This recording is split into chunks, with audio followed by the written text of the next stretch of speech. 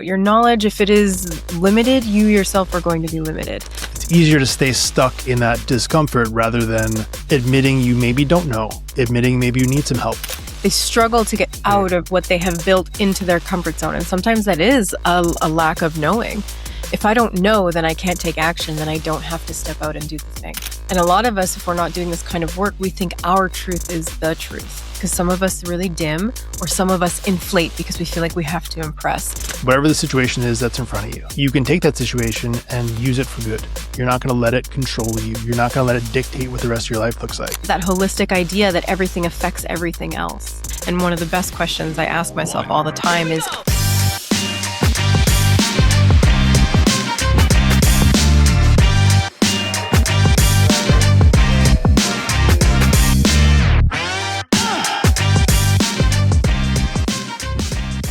I feel like that's one of the biggest things that holds people back is like this concept that you or I or anybody else who someone will put on a pedestal have it figured out. And newsflash, I don't want to speak for you, but I don't. Like, again, I think the thing that you said there about reps is certainly true. Like for someone who does this every day for years, you certainly get a little bit more accustomed to it. But like the way that I always explain it is it never goes away. The feedback loop just gets smaller. So like, at least for me, I still go through these periods where it's like, you question, hey, am I really crazy? Is this going to work? Does this make sense? Maybe I should stop, whatever it is. And instead of it being a 1 month, 1 week bender, it's an hour. Like you learn ways to kind of adjust through it. So I'm curious, like, have you had that same experience? yeah, I do. We have it figured out to the extent that you know. Your knowledge helps you figure things out. Your knowledge, if it is limited, you yourself are going to be limited. And so I find that people get really stuck in, if they don't have clarity, if they don't have certainty, they struggle to take action. And so sometimes it is just a thing of sitting down and expanding your knowledge, either on the topic, on the action, on the thing. And then it is about the reps. I think people get into comparison of, oh my gosh, like look at these two people on a podcast. They're speaking so well. They look like they're so comfortable. But in reality, maybe that wasn't our first experience. Maybe it took 1, 2, 3, 4, 10, 20. I'm over 100 myself.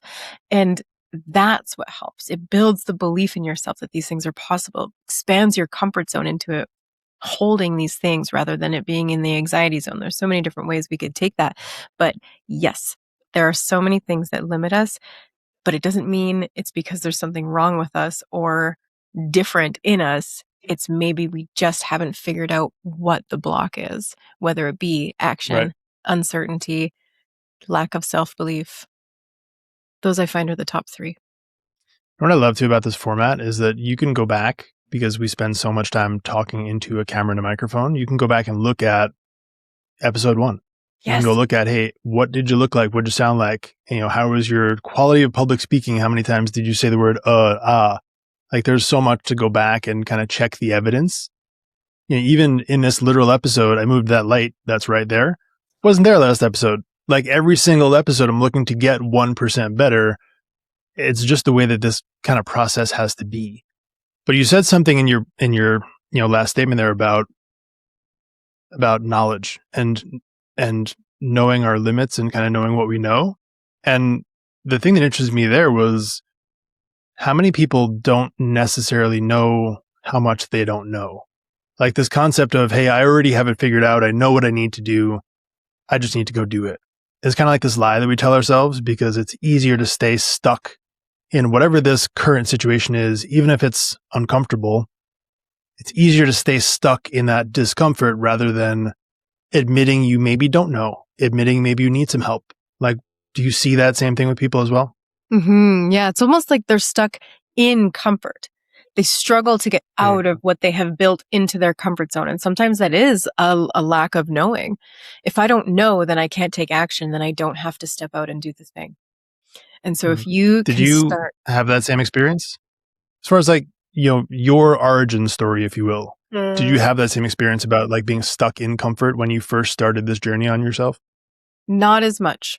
Not with this type of thing. If anything, I had a lack, like where did I have low Low action, low self-belief. In fitness, I could say I could tie that to fitness for sure, but I have very high self-belief externally in a lot of things. And so self-belief versus self-worth. Self-belief is you believe you're capable of creating certain results externally in the world. You believe you're competent, capable, and just you have that belief. Self-worth is more of an internal game that keeps you small for other reasons. It's lack of social courage, struggling holding boundaries, an unhealthy level of comparison. So even comparison, we kind of talked about that a little bit here. If you struggle with comparison to a detriment by saying, looking at someone's episode 300 versus going back and looking at them at episode 1, that is a self-worth hit. And so I've always had very high self-belief, self-efficacy, it's called, except for in certain arenas. And fitness, I think, was one of them. So that would be mine. I didn't have enough knowledge on how to start small and build sustainably instead of go from 0 to 10, 0 to 10, 0 to 10. Right. So was it in the self-worth area where there was struggle? Yeah, I am that stereotypical high self-belief, low self-worth. So I had to work a lot over the last few years of just honing in that self-worth. My focus has just been nothing but increasing self-worth.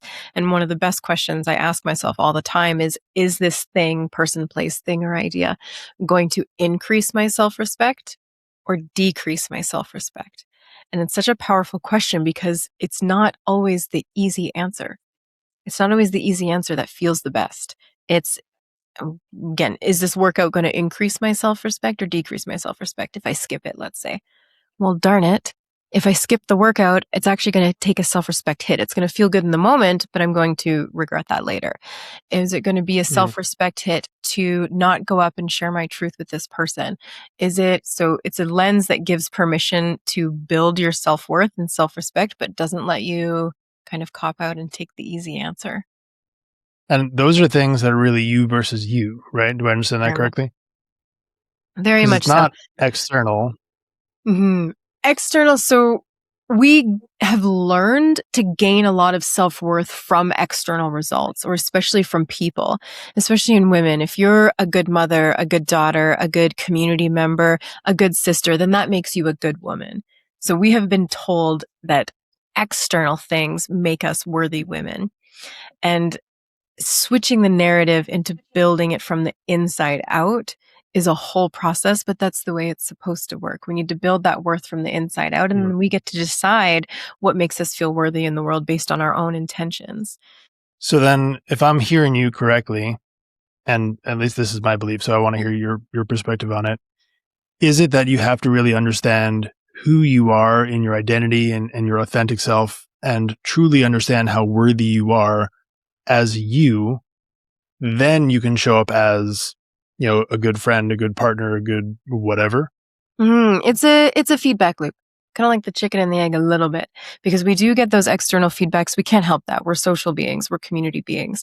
And so two big ones to help build self-worth are setting boundaries, healthy boundaries with yourself, but especially others, and having social courage. Well, that involves social interaction. Social courage is you learning to be your authentic self in social situations, because some of us really dim or some of us inflate because we feel like we have to impress, and learning to be centered in yourself and what that feels like, and saying no when you actually want to say no, and saying yes when you actually want to say yes, not laughing if you don't think it's funny. Those little social courage moments help build internal self-worth, but that's still coming from who am I authentically on the inside that I need to feel safe enough to show on the outside. So there is an external component, but it is you against you. So it is knowing those things about yourself, knowing what makes you inflate, knowing what makes you deflate and feel the need to dim, knowing where you don't feel safe enough to set boundaries with other people. And why is that? A lot of low self-respect is because you're scared of losing love from that person. And so analyzing that and starting in a really safe space, doing that with people who are going to be easier on you in that journey is a great way to take those first steps. I love that. Do you think there's a part of that person prioritizes receiving love from the other person because they don't yet receive enough love from themselves first? That one shows up differently in different people. So people who have my core wound, so my core wound is called unlovable. We struggle to not people please and be anything for anybody and be the hero because we don't want to lose love from other people. We fear losing love. Some people need to inflate to feel like they're gaining love through significance. So there's a bit of a nuance there with that one. But a big part of just human primal beings is we don't want to be separated from the group. We want to feel like we're a part of something. We want to feel like we have a safe community around us. And so at a baseline, all of us, whether you're male, female, and have this core wound, this core wound, this core wound, doesn't matter. We do have a baseline need to feel accepted within communities that we feel we want to be a part of. Which makes a lot of sense. I mean, and how many times, do you see the person who is, like you said, laughing along to the joke, even though they don't understand the punchline, or they may not find it funny, or, when someone says, oh, hey, do you know that movie that had X, Y, and Z? And you're like, oh, yeah, I know that, hoping that they never ask you a follow-up question because you know damn well you don't actually know what they're talking about. Yeah. Yeah, it makes sense. I understand that. So you'd say that's more of a communal thing that we are just essentially built with. So that one is a low self-belief, defective core wound that needs significance and inflates. They don't want people to see the gap of this is where I believe I am. I want you to see me as up here. So, oh my gosh, you're telling me about this movie? Yep. I don't want to sound like someone who doesn't know something or hasn't seen something or hasn't been a part of something. So they inflate and hope that no one finds out. But yet when the truth gets pointed out, that's when they get really defensive, they get avoidant and things. So that one is more, no, I'm like you for sure. So I've heard you throw some phrases around there. Are these part of a larger set that like they're identified into 6 or 8 different, types? How does this work? Yeah. So core wounds, they all have their own little nuances and there's so many variations within them, but we can put people into one of 3 buckets actually. So there's an unlovable group. That's my core wound. We typically fear success over failure. We are very much in the hero complex. We'll be the martyrs. We will do and people please for the sake of not losing love. And we don't typically inflate. We actually dim. It's safer for us to be less than so we don't lose love rather than inflate. And then there's defective. Now, again, these titles sound terrible. This doesn't actually mean you're defective. It doesn't actually mean you're unlovable. It's just a label that helps you self-identify in these buckets. Defectives are the ones that are very much significance driven. They are the ones who inflate. They don't want to be found out or that they're less than because they feel less than themselves. They have low self-belief typically, and sometimes, unfortunately, they can have very inflated self-worth. And so that puts them in a category of, I need to stay up here and pretend that I'm competent because I don't want to be found out as less than because I feel like less than. I don't feel like I'm a very competent person. The unlovables, the one I was talking about previously, my group, we feel very competent. We have high self-belief, but typically low self-worth. That's where that martyrdom comes in. And then the third category is the unwanteds. They are so secure in themselves, but they don't feel like they fit in. They feel like they're not a part of something. So they crave to be a part of something. They crave to be wanted, but not needed. You have to be very much within their bubble and within their boundaries and their castle walls to feel like you are a part of their world and for them to feel like they're a part of it. There are people who struggle with things like labels. So my friends who I have a lot of unwanted friends, and it's funny when you first start getting to know them and you call them friend right away, you can instantly hear them go, oh, we're not. Are we friends? You can see the dialogue happening. Like, are we calling ourselves friends already? What, are you in my bubble? They get very, it's so funny. And they opt out a lot of the drama that happens between the unlovables and the defectives because they're so secure in themselves, but they struggle with vulnerability and community. And so it's really fascinating to witness how all 3 of them work together. But defectives struggle with humility, so self-accuracy. They need to bring in humility to help themselves out.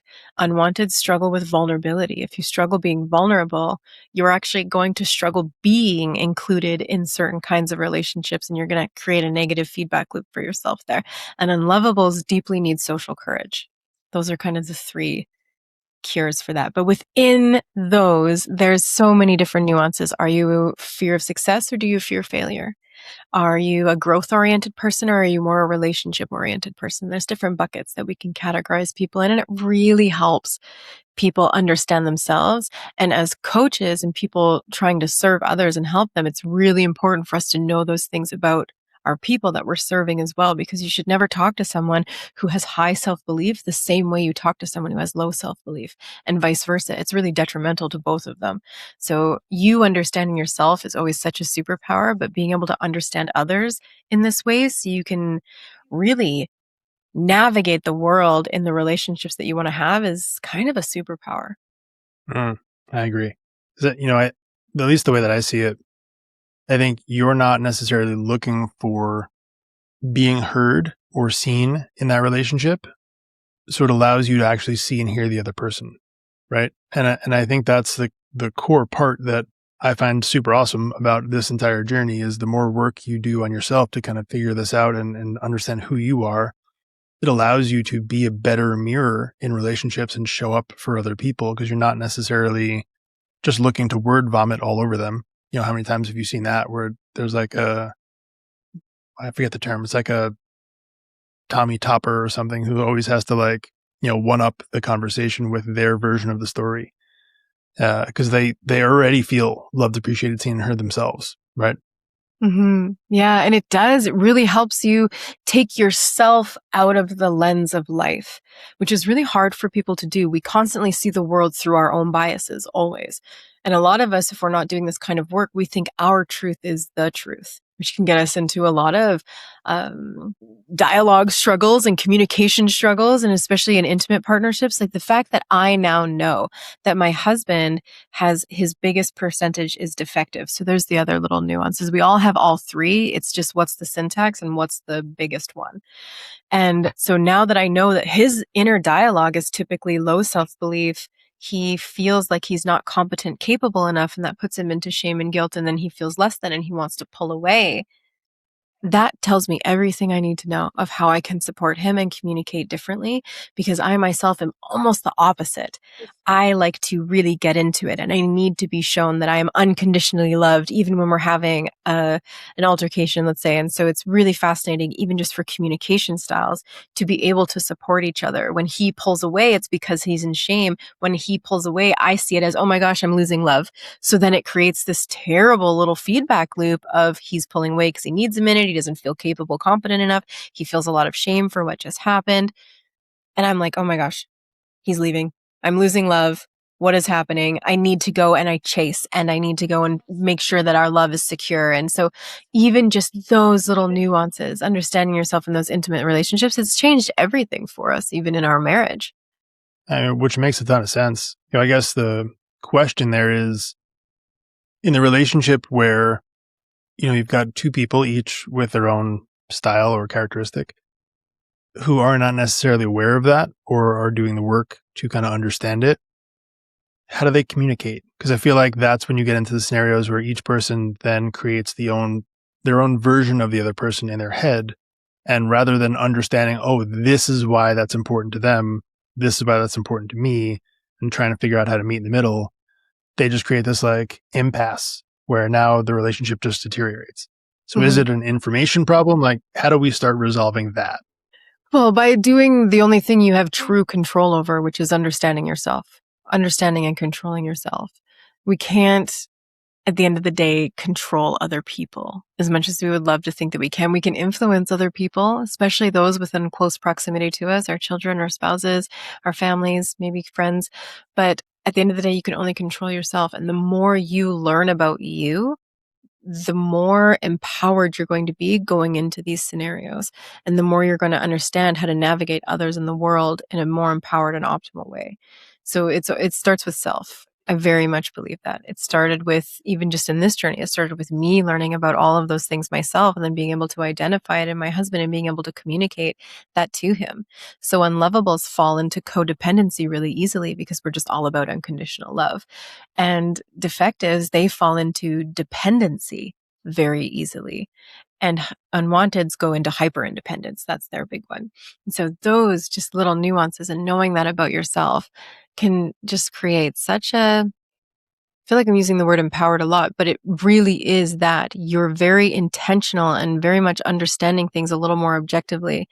And when you can build the self-belief and self-worth along with it, it allows you to not fall into any kind of victimhood. So some types of people, especially if they love to live in that victim state, will use these kind of labels as excuses instead of as reasons to live more intentionally. So people with low self-belief, low self-worth, they will fall into that victim category and manipulate these situations to keep them in that victim state.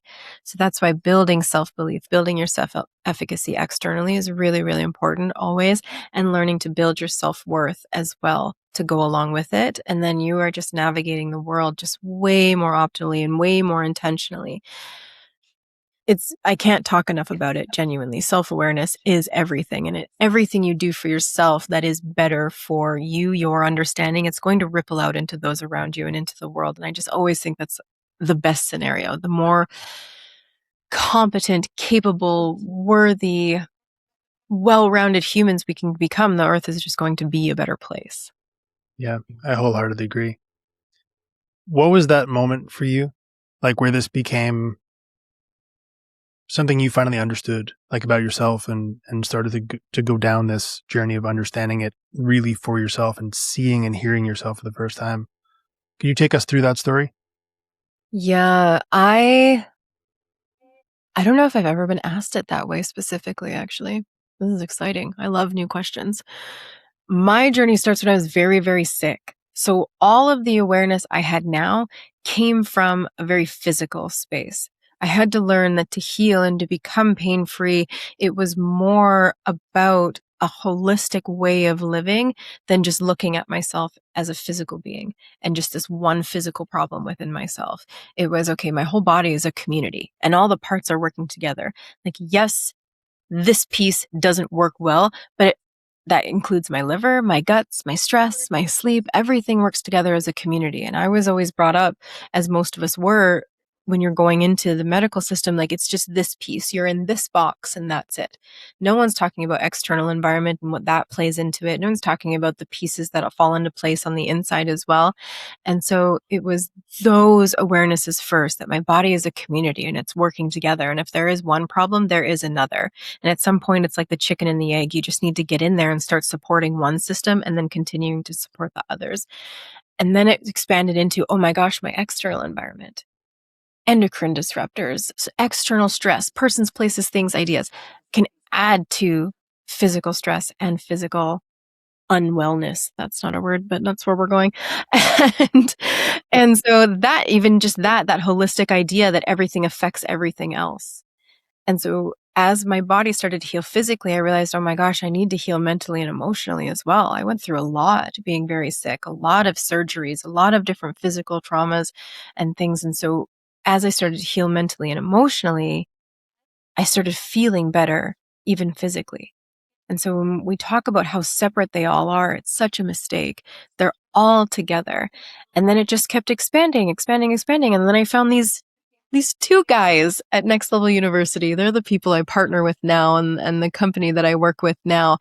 And they were the ones that really brought in these frameworks of self-belief and self-worth and what consistency does, and then bringing in different modalities of therapy. So the unlovable, unwanted, and defective, that's combining internal family systems a little bit. It's combining a few different therapies and things that we have just seen with working with so many people.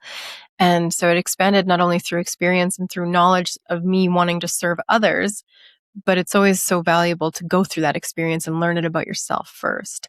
And so it's been quite the journey, but I think it really started when I started seeing a holistic picture of being sick and how to get well by embracing that. I love that. Thank you for sharing that. It's it reminds me a bit about what we talked about with the podcasts in general at the start of this conversation with those incremental changes. Mm. Like, I think the first part was the awareness of, hey, there's got to be a better version of me. Like, you obviously don't want to just be unwell forever, right? You want to be a better version of you. And then you just decided to look into something and take one step forward, and then kind of kept showing up. And I know that sounds super simple. And obviously there was a lot of hard work on your side over the course of, I'm sure, many years. But I think we can't ignore the simplicity of the steps and the consistency in showing up. Because, I think that's what makes it approachable for everyone, is just like, hey, this is not rocket science. You and I are not unicorns. We are people who just decided, hey, I don't want to live like that anymore. There's got to be a better way. Let's just keep finding the better version, the 0.001% version that can be better tomorrow, and just do that. And I think over time, right, it compounds at an amazing rate. And that's how we start living this life where now we can start helping other people. And, you said it before, what would the world look like if we just kept doing that and kept showing up for ourselves and each other? Would be a totally different place.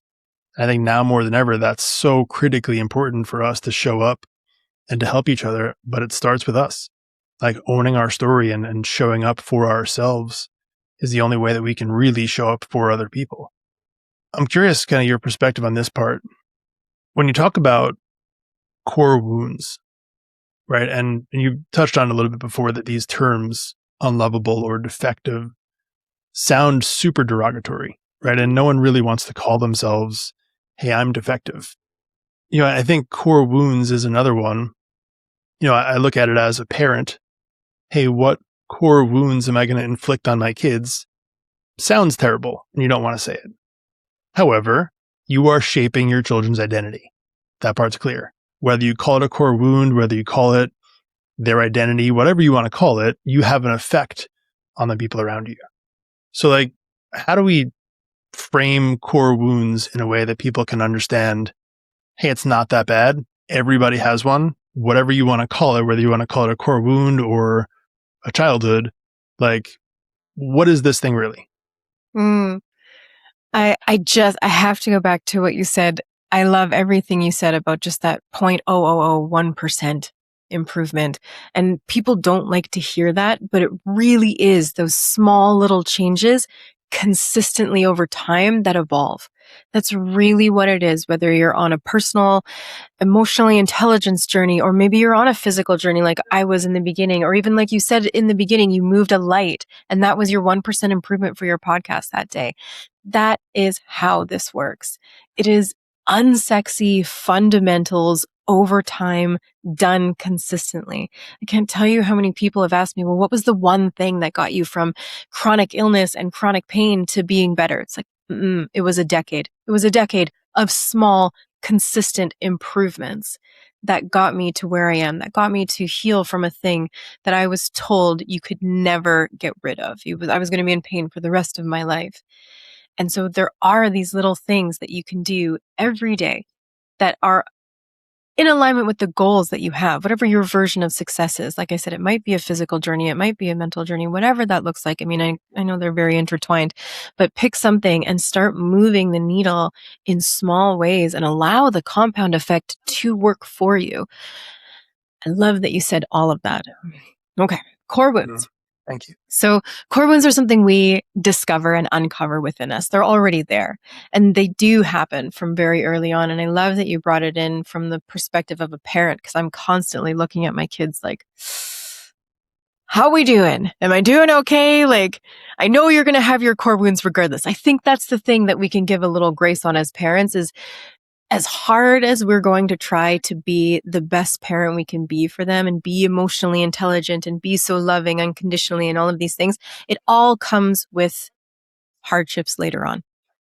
It just does. Whether they grow up in struggle and that's what creates resilience in them later, or maybe they grew up in abundance and they have to build that resilience later on in life. They're going to have to go through their own journey. But the more we learn, again, when you know better, you can do better as parents. And the more acceptance around the fact that they're going to have that just like we do. I grew up in a beautiful home. My parents are still together. They're a huge part of our life still. They're wonderful grandparents to my children. And yet I have this deep core wound of not being lovable enough. Right? So they're going to be there regardless. So we don't need to have shame around them. We don't need to have guilt around them. We also don't want to go into it with the idea of, I'm going to fix this. I'm going to fix this and it's going to be better. No, you're going to learn about it. You're going to learn about it and have and make conscious choices. You're going to learn about it so that these things, these traumas, these certain negative beliefs or inhibiting beliefs or core wounds aren't running you unconsciously. You're going to understand how they show up in your life and within you, and you're going to start running it consciously and making higher level and choices. I constantly now run things through the lens of not only I talked about the self-respect question, but am I doing this right now to lose love? Because that is my biggest thing for defectives. Am I doing this right now to gain significance or because I don't feel competent enough? Okay, I need to have some humility here. Actually, I haven't seen that movie. I want to see the movie. Tell me about it. Why was it so good? Instead of saying, oh yeah, I've seen that movie. So good. No, it's navigating it from an empowered space. And then you just feel so much more aligned after because you weren't in inauthenticity. You're still being authentic, but just navigating it from a conscious space. And we have core values, we have core beliefs, and we have core aspirations. We all have goals, whether we think we do or not. We all have desires and things we want to achieve in life, even if it's a great sleep tonight. It can be as simple as that. We set these little goals every day, but I don't think we label them as such. But we all have these core aspirations that are bigger and grander than just the day-to-day. But if your core beliefs or your core wounds are not in alignment with what that goal is, you're going to take yourself off the rails towards that goal without even knowing why. And so understanding your core wound, understanding what beliefs you have about yourself, others, and the world, and if they make sense for your goal, or maybe you have to shift the beliefs. Core wounds are just there. The beliefs we can learn to heal and shift. And then the core aspirations can pivot, obviously. But it is you, instead of allowing some petulant child that isn't conscious running and driving your bus all the time, it's you deciding, hey, little guy, I can take over. We're safe. We don't need to have our protectors up. I'm going to drive the bus for a little bit. Thank you so much. I'm going to drive the bus, then I'm going to make this choice for us. We actually don't need to get defensive and angry right now because we're maybe trying to hide shame. We're actually just going to get vulnerable and say, actually, I feel really terrible about that and I'd love to talk about it. That's you taking the reins. I love so much of what you just said. And there's two things in that stood out to me tremendously. Number one is when you said you don't necessarily need to fix it. And I feel like people need to hear that things don't need to be quote unquote fixed because they're not necessarily broken. And I feel like when we talk about this or when people hear it, they hear, hey, I'm no good or I'm broken. And they think about all the stuff that has to happen from that.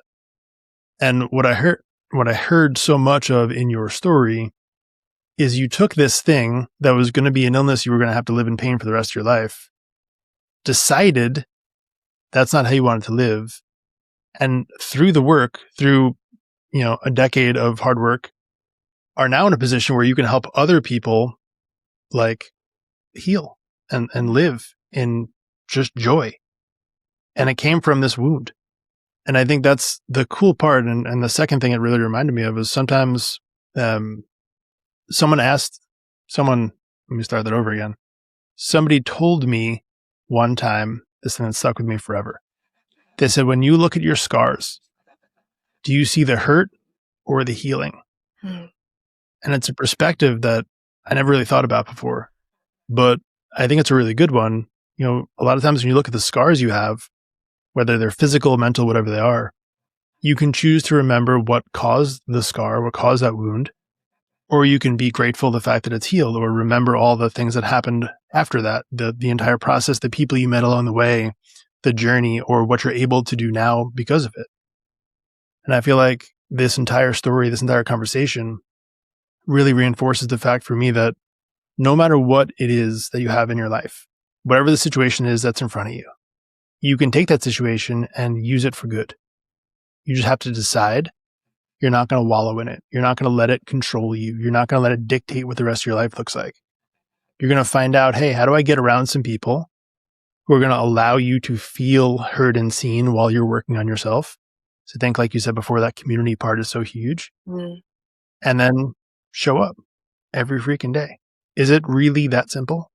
Simple, not easy. Yes. Yeah. It is simple to look at these frameworks and to look at these things. It's not easy to implement them every day. Some days are going to feel easy and some days aren't. Some days are heavier. Some days you're in something that really triggers you or really, puts you through the ringer. But again, that's another day where you build extra resilience. Like you said, your scars are also such evidence of healing, such evidence of resilience in what you've been through. And hindsight's always 2020, but that's what I encourage people to do is where was somewhere where you struggled before?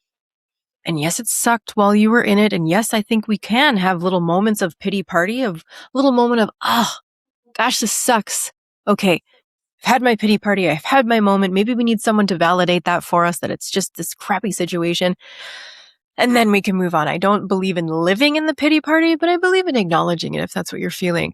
And then moving through and trusting, pulling from past experiences. Oh my gosh, there was this terrible time, but I made it through, and look at what I can learn and learn about myself, the resilience I shared and shown. And what I love about putting people in those past scenarios is even though you're in the thick of it right now, take comfort in the fact that at some point you will get on the other side, and there will be something that maybe you can't see yet that can come from this, especially with intention.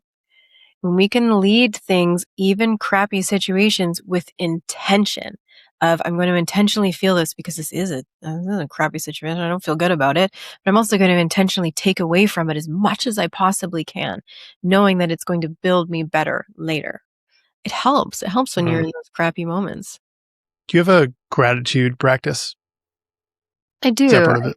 I do. I think gratitude is a really great place to start. I think a lot of people, whether it be how they were brought up or just the world and how it is nowadays, we live in this scarcity energy. We're very scarce all the time. And when you're in scarcity, you're not making aligned choices. You're not showing up as your best self. You are in survival mode. It's a hard place to be. People can do great things there because they're used to being there, but it's not an easy path to be in scarcity. But when you can learn to ebb and flow, because there are scarce moments, we're allowed to have scarce moments, that's fine. But to be able to bring yourself back up into abundance, gratitude is one of the best steps towards that. And even if it's just 3 things a day, I love 3 because 1 never seems like enough and 5 seems like too many, People are going to have an aversion to, oh my gosh, if it's going to take me longer than 5 minutes, I don't have the time, right? 3 is wonderful. And do it on a 24-hour thing, because a lot of people say, well, I have nothing to be grateful for right now. Nothing has happened lately. I'm not working on anything. Yes, those big things are wonderful. When they come in, yes, let's feel grateful for the big moments and the highlights and things. But gratitude and abundance can be a daily thing. And I love when people do it on a 24-hour scale, because then you're priming your brain to see things every day that you're grateful for, because your brain knows you're going to be writing it down the next day. You're literally priming your reticular activating system in your brain to notice things that you're grateful for, because you've gotten in the habit of writing it down the next day. And your brain starts to notice that. It says, oh, we have to look for things because we know we're going to write it down the next day. And so the practice itself is more deeper than you could know on like a neuroscience level, to just be able to do something that simplistic every day. Pick 3 on the 24-hour scale. Oh, it was so wonderful last night that my husband made dinner. Oh, it was so nice this morning when my kids woke up and gave me big hugs. Oh, I'm so grateful for the fact that we had such a nourishing and healthy breakfast this morning. Or I'm so grateful that I flew out the door today but had a moment to make a quick smoothie even though it tasted terrible. It can be anything like that. It doesn't have to be it can. I'm so grateful I took a few extra minutes on my skincare today because I really felt like I deserved that and I needed it. Simple. Actually, the more simplistic and the more day-to-day, the better, because you're going to start seeing things in your life that you actually have right now that you can be abundant in. So yes. Long story long. Yes, gratitude. Good. Do you know what one of my favorite little life hacks that I picked up along the way is? Take your phone, which almost all of us have one. And there's this awesome thing on your phone, most of them, called a camera. You can take pictures, and you're not really limited with how many you can take. So take your phone and take pictures of things throughout the day. Make it a habit. When you see something that you like, take a picture of it. When you're grateful for it, take a picture of it. And then you can sit there at any point in time and scroll through your photo album and look for all these things that you're grateful for. One of the things I love to do is I'll go back in and just type in the date. So I'll go back in, today's December 19th when we're recording this. In the morning, I type in the date. So I'll just go into photos, go to the search bar and type in December 19th. It will show me every picture that's been taken on December 19 throughout the years. And it'll bring you back to do some awesome memories.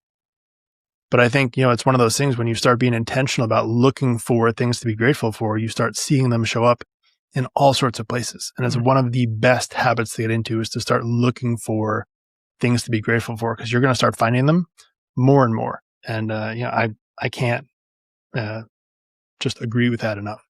Yeah, I love that. I love that so much. It's like a glimmer practice almost. The opposite of a trigger is a Yeah, glimmer. Noticing those little things that actually bring you joy in a day rather than all the little things that tick you off. Now, there's something so validating in frustration though. Like I have people also take frustration audits. I have a lot of women doing frustration audits. Like I want you full permission to write a massive list of everything that frustrates you.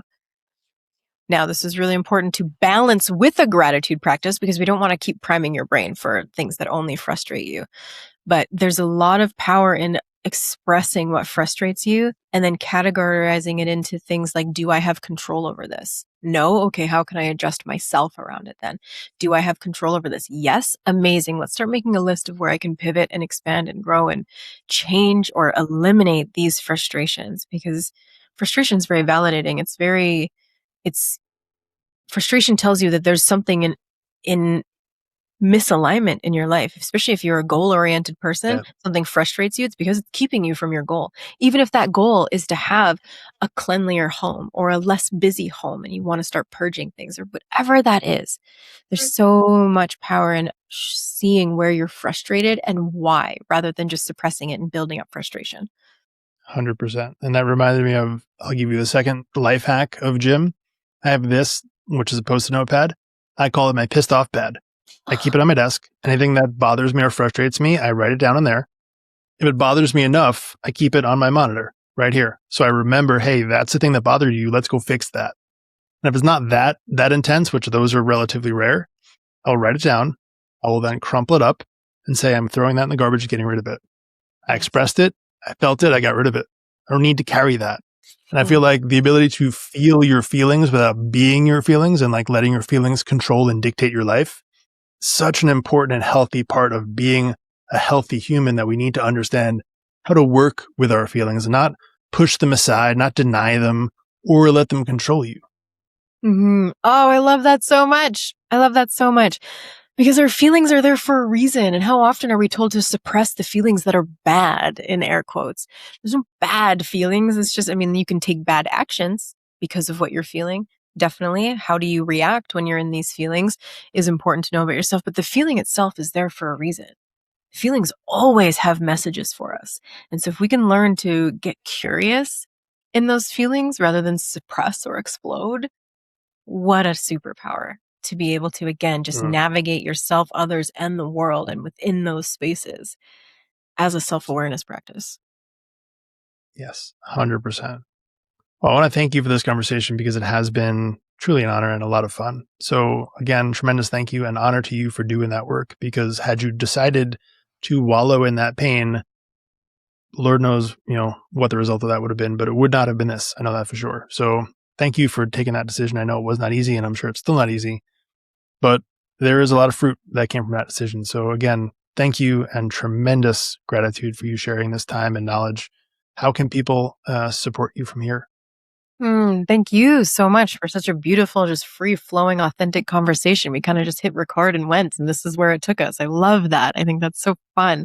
And so I appreciate the beautiful questions, because it is lovely to be able to talk about these things in a way that are healing for myself, but also hopefully awareness building in others. And I can hope that you can just sprinkle those little seeds of healing in you and hope, so that you go and you take these little 1% actions every day and have so much permission to do it so small, because the smaller you're going to do it, the more sustainable it is, which means the more success you're going to actually have in the thing that you're striving to do. So thank you so much for this.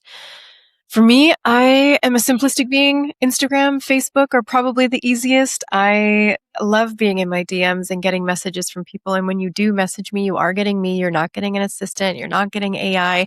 I believe now more than ever that human to human is going to be such an invaluable commodity as we move forward in this age of AI and things. And so if you have any questions or need to vent about anything or have questions about self-belief, self-worth, or consistency in the areas that matter most to you, I would love to have that discussion. You can pick my brain anytime. And if you're into daily self-awareness and just little simplistic questions for yourself, we have a free Facebook group that I myself run. I'm in there posting questions for people every day. It's called Next Level Nation. And we have a good time in there just asking self-awareness questions that are going to help you just get to the next level of yourself. I love that so much. And I personally will be joining that as soon as I end the show. Oh, we would So love to thank have you you. for that. Yeah, that'll be fun. Again, tremendous honor. Thank you so much. Thank you.